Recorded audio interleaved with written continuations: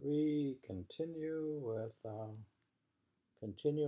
our Saigyo Poems of a Mountain Home, which mm, part 4, and now we come to summer. We had just read about spring, and now summer comes about. He says, "Cuckoo, I've yet to hear him, but I'll wait for him here in this stand of dense cedars on Yamada Moor." Now, if you look at this word here, it's the Hototo Gisu. We've learned about this funky bird these birds that the Japanese are crazy about. The Hototo Gisu. Didn't it have some meaning, the Hototo Gisu? Mm-hmm. There's something about the word. The bird. Oh, it sounds like a Buddhist saying or something. It's a bird. Oh, it has more than that. I forgot what it was, but the word Hototo Gisu, or the sound of what it says, I don't remember, but it's a symbol in Japanese poetry.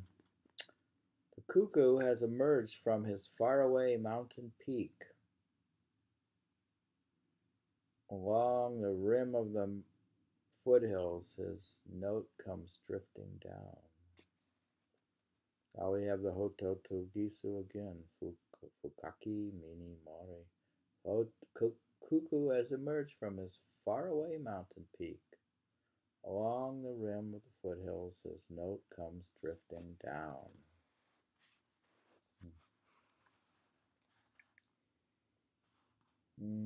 Evening cuckoo. Well, we got more cuckoos now. The twilight cuckoo, now quite at home in our village. I pretend not to hear, hoping to make him speak his name again.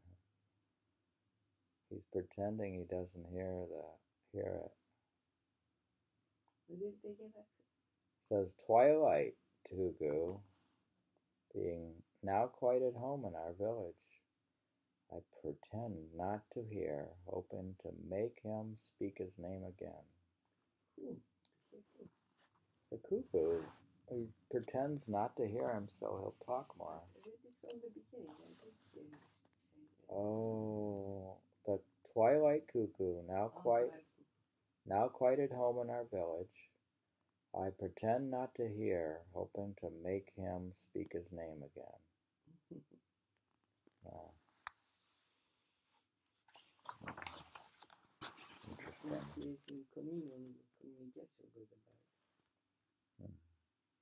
We're reading not on the High Sierra tour, but we're almost a Buddhist birthday. And we are reading Saigyo's poetry in the summer poems. Rock dammed marsh in 5th month rains so full of water you can't pick your way over the rock stones any longer. Rock dammed marsh in 5th month rains so full of water you can't pick your way over the stones any longer. So the marsh is filled up with water. So they can step. They used to walk over the stones, probably. It's cool to walk over stones, isn't it, in the water? Mm-hmm. It's fun to walk on stones in water. It's nice, like you go down in a river or somewhere and you just walk in the river. Staring blankly at the drops from rafter ends.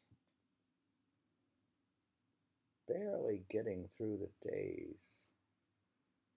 5th month rainy season.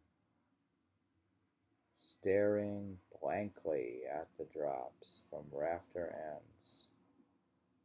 Barely getting through the days. 5th the rainy season.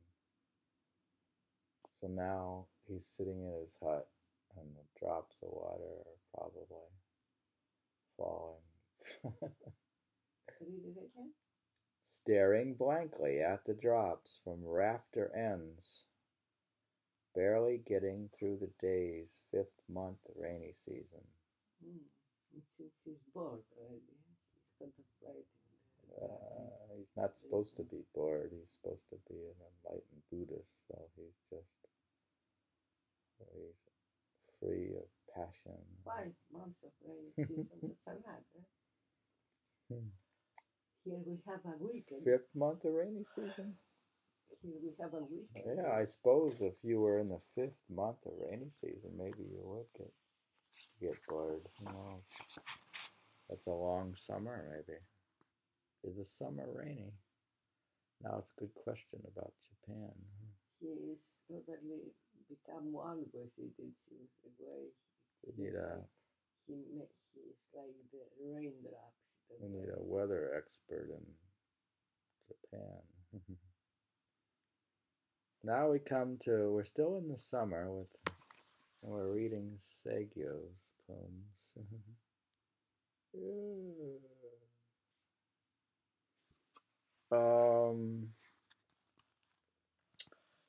In the 5th month reigns no trace of a path where I can make my way, meadows of bamboo grass awash in muddy water. Oh, his path now is covered. In the 5th month reigns no trace of a path where I can make my way, meadows of bamboo grass awash in muddy water.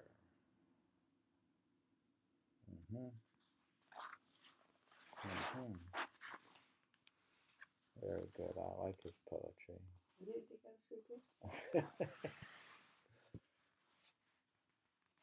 In 5th month reigns no trace of a path where I can make my way, meadows of bamboo grass awash in muddy water.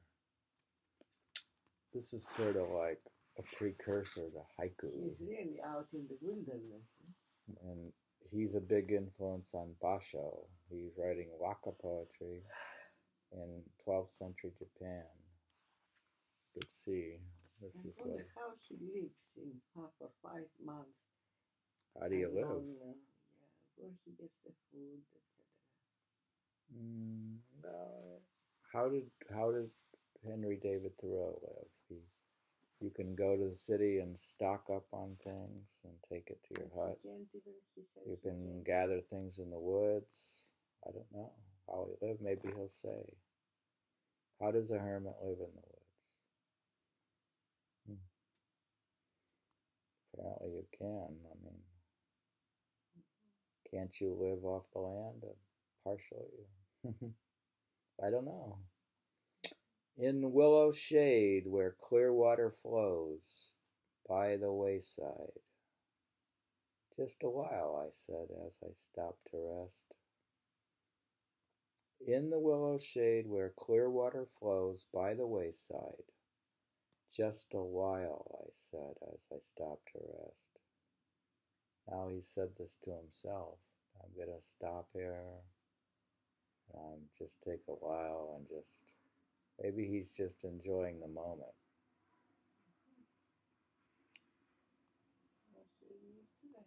He needs a rest. It is summer. It's going to be hot. Yeah, who knows? Across the face of the field, wilted grasses darken. The chill clouding over of a sudden storm sky.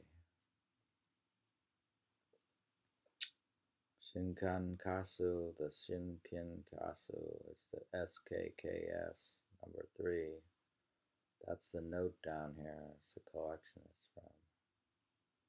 Across the face of the field, wilted grasses darken, the chill clouding over of a sudden storm sky. Continuing with summer, traveler passing where grasses are deep. He says, traveler, pushing his way through a summer meadow. Grass is so thick, his sledge hat seems to float over their tips. Traveler pushing his way through a summer meadow. Grass is so thick, his sledge hat seems to float over their tips. So a guy's walking through the grasses, tall grasses, and all he sees is like this hat that's sort of floating over the tips of the grasses. Right?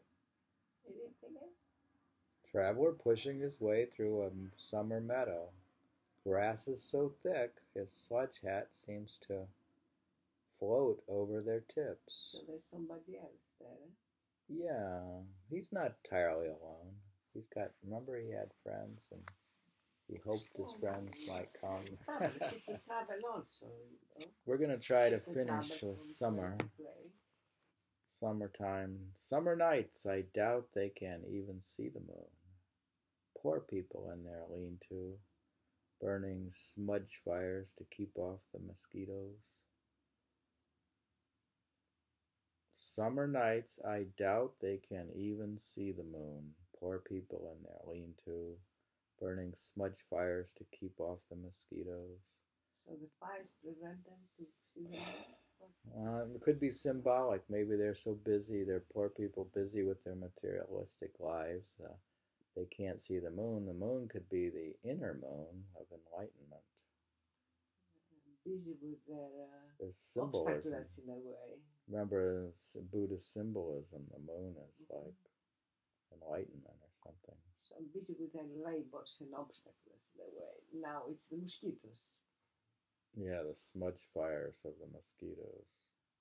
You're keeping the mosquitoes off of you. You're busy keeping trouble away from you. Fires to get those. So how are you going to see the moon when you're busy building your fire, smudge fire? You're smudging the fire. Your mind is, I'll read it again. Summer nights, I doubt they can even see the moon. Poor people in their lean-to, burning smudge fires to keep off the mosquitoes.